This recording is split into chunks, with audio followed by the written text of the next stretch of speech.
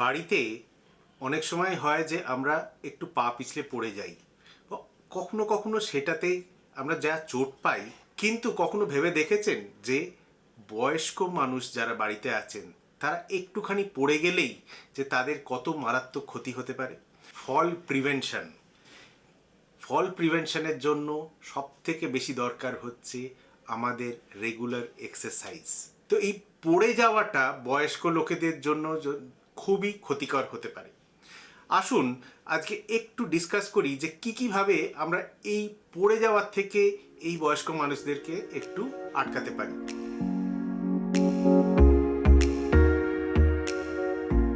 নমস্কার।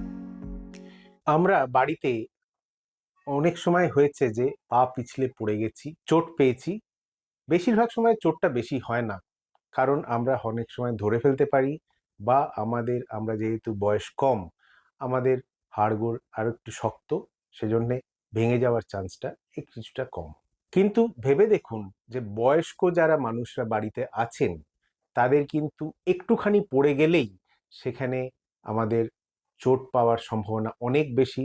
হাড় ভেঙে যেতে পারে, মাথায় চোট পেতে পারেন, মাথার মধ্যে ব্লিডিং হতে পারে, এবং সেখান থেকে প্রাণহানিও হতে পারে।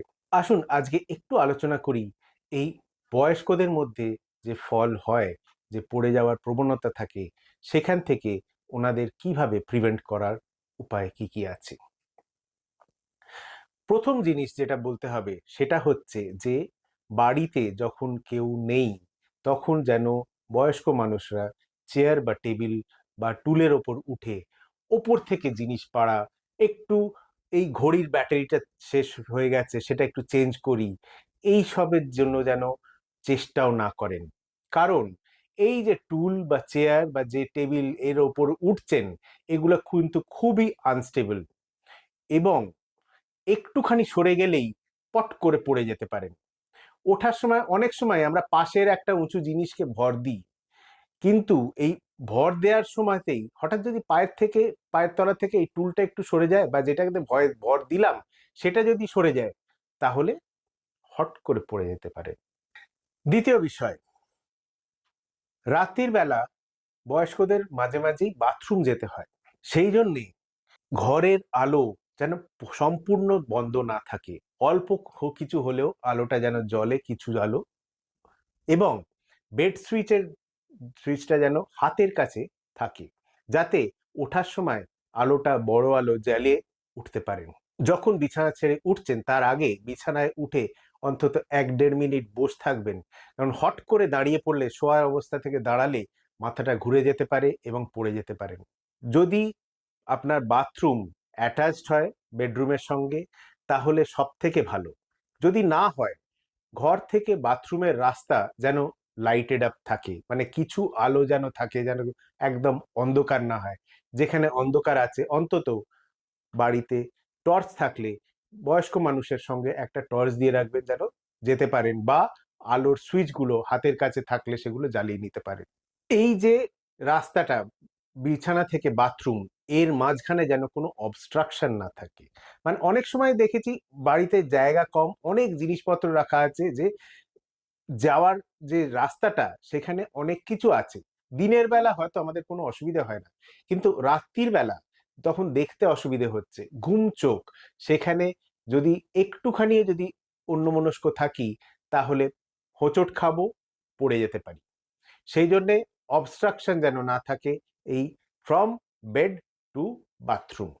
এই রাস্তায়, এই যে মাঝখানে যে রাস্তাটা আছে, সেখানে যেন কোনো শার্প কিছু না থাকে। শার্প বলতে গেলে ধরুন আপনার টেবিলটা আছে একদম বাথরুমের দরজার পাশে, বা চেয়ার আছে, বা অন্য কিছু আছে যেগুলো শার্প এজ, হঠাৎ করে পড়ে গেলে কিন্তু এই শার্প এজে মাথা বা অন্য কোনো জায়গায় চোট পেলে সেটা কিন্তু ডিপ ক্ষত হতে পারে।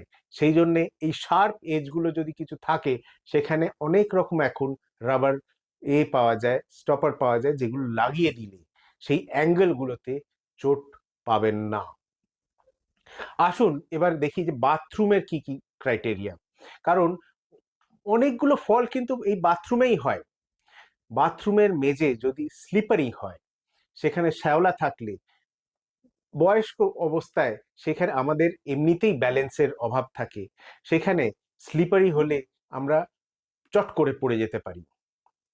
বাথরুমে রেলিং থাকাটা খুব দরকার, যেখানে কমোড আছে বা যেখানে স্নান করছেন, যদি ঢুকতে গিয়ে বা এখান থেকে ওঠা বসা করতে গেলে পা স্লিপ করে গেলে ধরে ফেলতে পারেন, বা অভ্যেস করাতে হবে এই বয়স্ক মানুষদের যে কমোডে বসা বা উঠতে গেলে পাশের এই সাইড রেলিং ধরে ওঠা বসা করতে হবে।